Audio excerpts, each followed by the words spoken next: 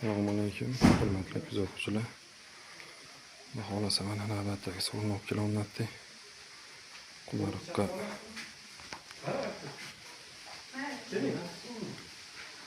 razmeri 3 ga 4. Eng katta razmer bu xohlasa.